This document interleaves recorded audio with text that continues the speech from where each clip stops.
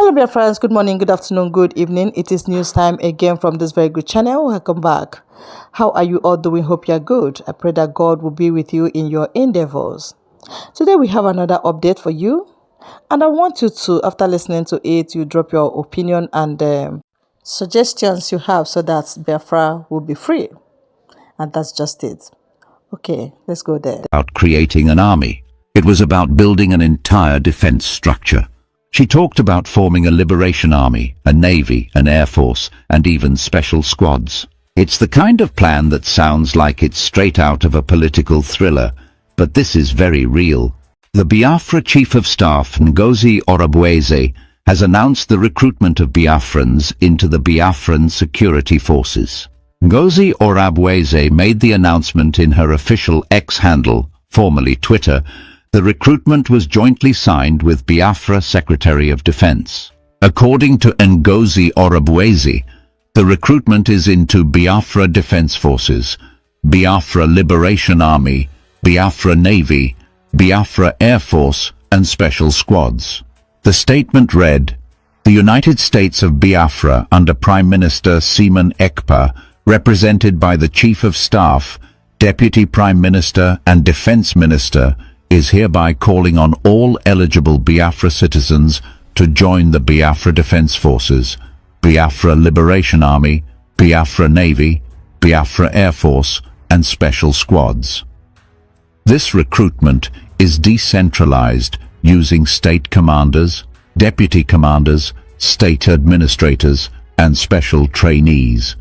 The task to strengthen our armed forces against reintegrated terrorists wearing Nigeria military and police uniform is critical to protecting the sovereignty and geographical space of the newly declared nation, the United States of Biafra.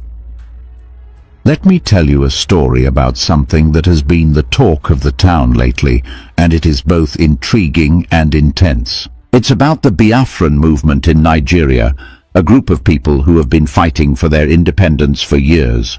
But this story takes a dramatic turn, one that's been unfolding in real time and shaking up a lot of things. So settle in, because it's a tale worth diving into. It all began on Christmas Day. Yes, on the very day when most people were at home celebrating with their families, opening gifts, and enjoying the warmth of the holiday season. Ngozi Orabueze, who is the Chief of Staff of the Biafran movement, made an announcement that sent ripples across Nigeria. She took to her X account, which many of us still think of as Twitter, and declared something monumental. Ngozi Orabueze announced that Biafra was recruiting over 50,000 men and women to serve in their armed forces. That's right, 50,000 people. Let that number sink in for a moment. Now, this wasn't just a casual post on social media. No, it was a well-thought-out and carefully worded statement. In her message, Ngozi Orabueze explained that this recruitment drive wasn't just about creating an army. It was about building an entire defense structure. She talked about forming a liberation army, a navy, an air force, and even special squads. It's the kind of plan that sounds like it's straight out of a political thriller, but this is very real. The statement wasn't just from Ngozi Orabueze, though.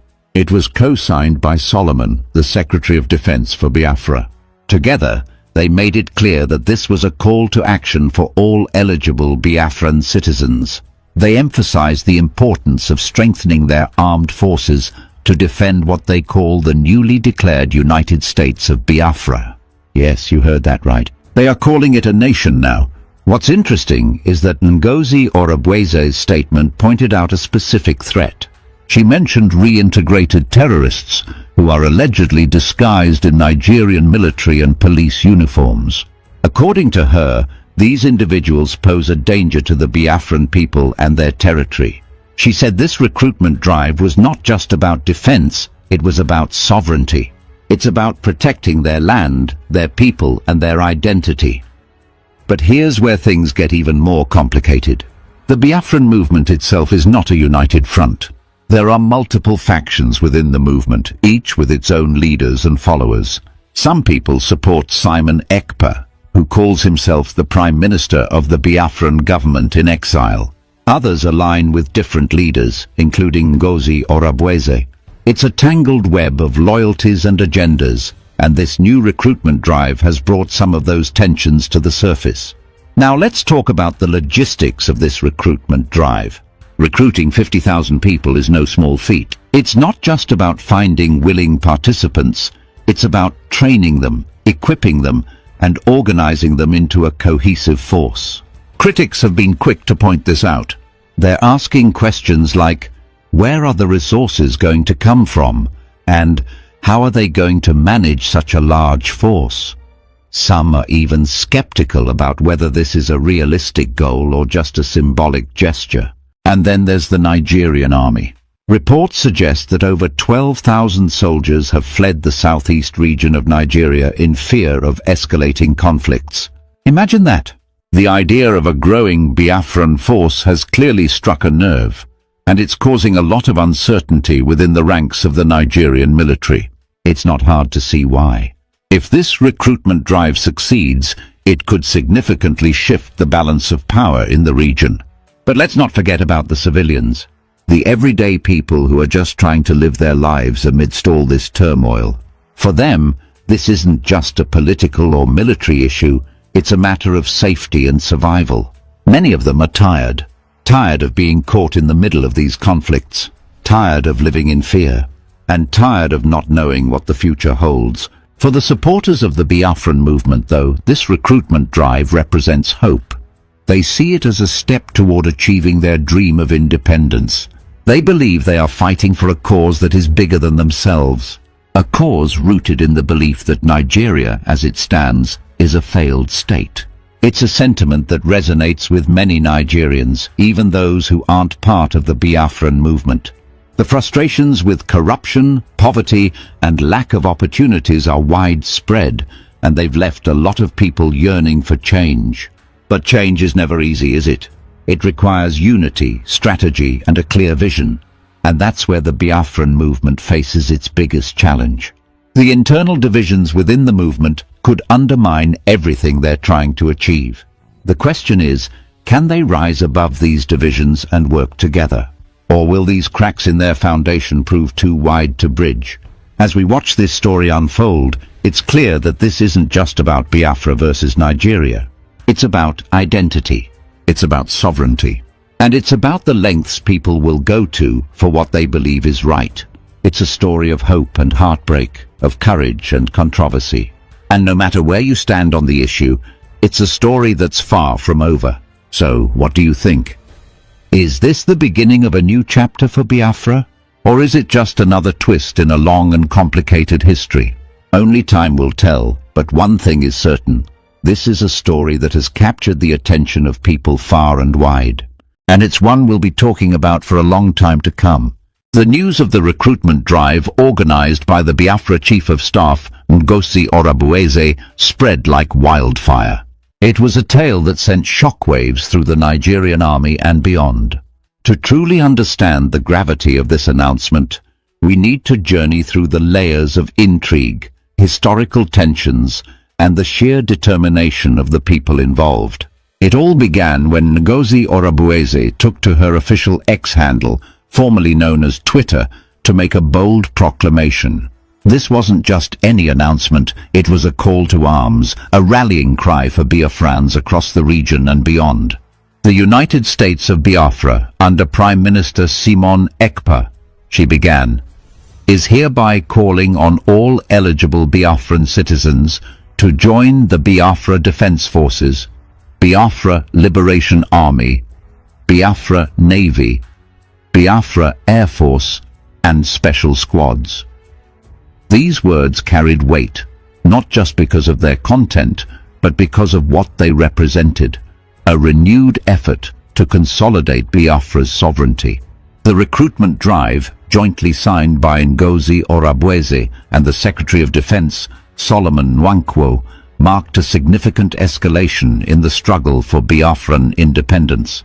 It was decentralized, leveraging state commanders, deputy commanders, state administrators, and special trainees to mobilize and organize recruits. This decentralized approach aimed to ensure that the recruitment reached even the most remote areas, leaving no stone unturned in the quest to bolster their ranks. To truly appreciate the implications of this announcement, one must understand the historical backdrop. The struggle for Biafra's independence is not a new story. It is rooted in the events of the late 1960s when the eastern region of Nigeria, predominantly inhabited by the Igbo people, declared independence as the Republic of Biafra. The declaration led to a brutal civil war, marked by immense suffering, loss, and ultimately the reintegration of Biafra into Nigeria. However, the spirit of Biafra never truly died. It lived on in the hearts of its people, resurfacing over the decades through various movements and leaders who sought to rekindle the dream of an independent Biafra. The Nigerian army, already grappling with insurgencies in the north and other parts of the country, found itself in a precarious position.